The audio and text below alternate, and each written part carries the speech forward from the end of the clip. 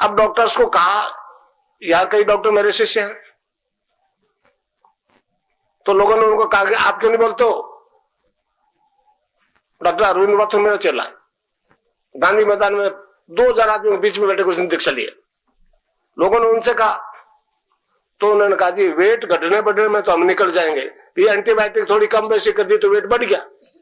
अगर गुरुजी viral load test करवा ले और वो 50 से नीचे आ जाए तो फिर हम चाहे बोले चाहे नहीं बोले दुनिया बोलेगी। मुझे मालूम नहीं था CD4 CD8 क्या होता है, वायरल लोड क्या होता है, मैं डॉक्टर थोड़ी हूं। तो मैंने पेशेंट को कहना शुरू कर दिया वायरल लोड ठीक कराओ। मैंने उसकी 5000 रुपये टेस्ट फीस लगती है, तो पैसे वाले ने करवाया। वायरल लोड 50 से नीचे आ गया। यहाँ के एक मुसलमान है जोधपुर के, उनका वायरल लोड 20 से नीचे आ गया। वो माइक्रोबायोलॉजी के पैथोलॉजी के डॉक्टर कहने में बहुत है मेरे शिष्य, उन्होंने कहा गुरुजी इससे आगे तो हमारी मशीन काउंट ही नहीं करती, तो हमारे पास कोई जवाब नहीं है। वो तो शर्मा जी बहुत बोल्ड है, वो कह रहे जी एड्स पेशेंट के लिए तुम इंतजार करोगे, आएगा नहीं कोई तुम्हारे पास। अब इसमें क्यों नहीं बोलते वायरल लोड नीचे क्यों आ गया? जयपुर में बुलाई मीटिंग दिनेश माथुर ने, दिगंबर सिंह जी आए, वो Rukmini Haldia I senior IAS अफसर। संयोग से वो दिनेश माथुर का एक केस किशनगढ़ का, उससे दिनेश माथुर इलाज कर रहा था, करते करते CD4 काउंटिंग तो 38 चला गया, मतलब बचने की गुंजाइश नहीं। और HIV वायरल लोड 1,05,000 और 2-3 महीने में CD4 काउंटिंग आ गया 529 रेंज के अंदर और वायरल लोड 50 से नीचे। मेरे लोगों ने कहा कि ये माथुर साहब आपने तो इसको मार दिया था, ये केस है आपका है, आपके ट्रीटमेंट में था ये आदमी, और आज ये जिंदा क्यों है? बोले नहीं, मीटिंग खत्म करके भगे। माथुर साहब घबरा गए। अब वो जो बदमाशी कर रहे थे, नेचर तो ईश्वर के यहाँ तो न्याय है। अभी पिछले दिनों मैंने अखबार में पढ़ा कि माथुर साहब ने गबन कर लिया, जो दिल्ली से आ रही थी दवाइयां राजस्थान गवर्नमेंट को नहीं दी, अपने NGO को दे दी, वो सस्पेंड बैठे जयपुर में। अखबार में पढ़ा मैंने कहा देखो नेचर ने कितना जल्दी न्याय कर दिया।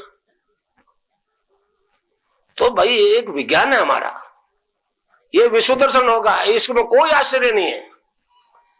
तो आप लोग जो जानते हो कितने लोग राजस्थान में, पूरे देश में मेरे शिष्य बहुत लाखों शिष्य, मगर मैं इन राजनीतिकों की मजबूरी नहीं समझता कि क्या है, इनके समझ में नहीं आ रहा कि या दबाव में है।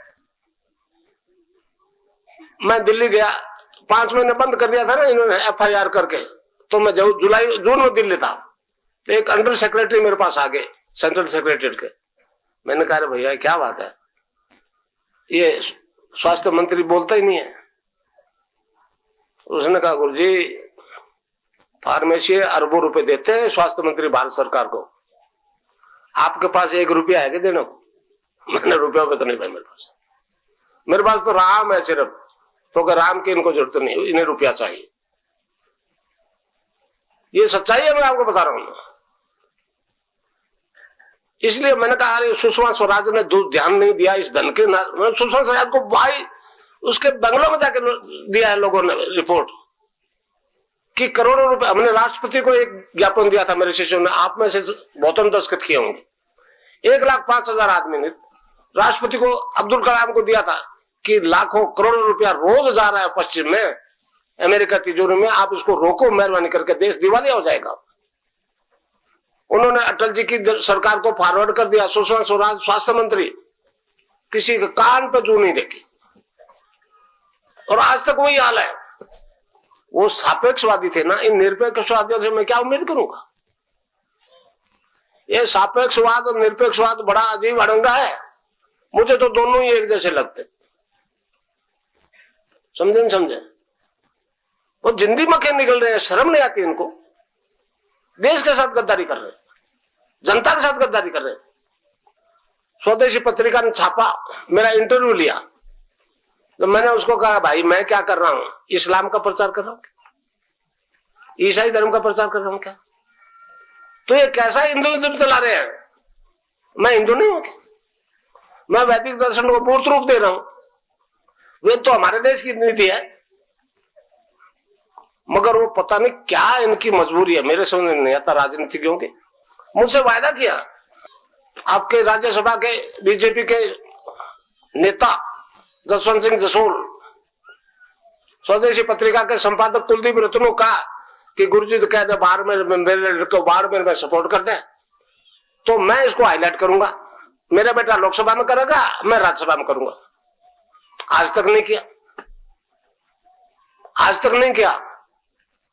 मैंने अभी 2-3 महीने पहले चिट्ठी लिखवाई कुलदीप से कि जसोल साहब को कह दो लोकसभा चुनाव फिर भी आएंगे, लोकसभा चुनाव फिर भी आएंगे। वो गड़बड़ाए हुए फिर। तो अब इनका सफाया तो होने वाला है, धीरे धीरे हो रहा है। दोनों एक पक्ष, मुझे देखिए सापेक्षवादी निरपेक्षवादी दोनों एक दूसरे इनके अंदर से साठ गांठ है। 5 साल तू कर ले राज, 5 मैं कर लूंगा। राम का नहीं सो काम का नहीं। मैंने पूछा राम के बिना कोई एग्जिस्ट करता है क्या? चुप हो गए। अब वो नारा नहीं लगाते राम का नहीं तो काम का नहीं। मैं क्या मुसलमान को राम ने नहीं बनाएगा, ईसाई को राम ने नहीं बनाएगा? राम तो सबका गटगट का वाची है भाई। ऐसे तोते नारे अब तो बंद कर दिए। तो अब मैं आपको मंत्र बता दूं, आप उसको खुला बता सकते हो जिसको चाहो। अब ये लाइव हो गया, पूरे आपके रिश्तेदारों को बताइए जो मैं अभी बता रहा हूं, इसमें आप कोई रोक नहीं है। हर जाति के लोगों को बताइए। वेस्ट में आपके कोई लोग हैं तो उनको लिख के भेज दीजिए। अभी दीक्षा के पेपर आपको बन जाएंगे। एक छोटा सा शब्द है, बीज मंत्र है। बीज मंत्र इसलिए कहा है इसको कि बरगद के पेड़ का बीज राई के दाने जितना 1 किलोमीटर फैलेगा, उस बीज में दिखता है क्या? तो ये क्या आधार लय में मिला हुआ बड़ी ही की मात्रा और बिंदी, उसको बोलते हैं क्लिंग। कई लोग क्लीम मैं बोलते, क्लीम मैं नहीं, क्लिंग है। अंग, अंग बोलो। आप अभी बोलो अंग तो यहाँ स्ट्रोक लगेगा, अंग यहाँ स्ट्रोक लगा। तो उसको जपने के लिए हमारे संतों ने उसको जपाया, बताया cling creation cling, cling creation cling, cling creation cling. एक दो कबीर ने कहा, कबीरा धारा आगम की सतगुरु दिए लिखा है, उल्टता ही पड़ी है सजा। धारा को उल्ट को तो राधा हो गया, उल्टता ही पड़ी है सदा, स्वामी संग लगाए।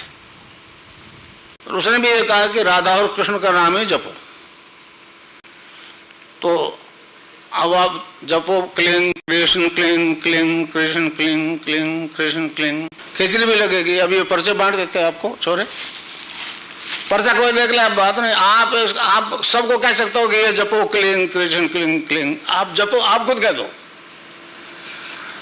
आप जब बताओगे तो मुझसे जुड़ जाओगे ना।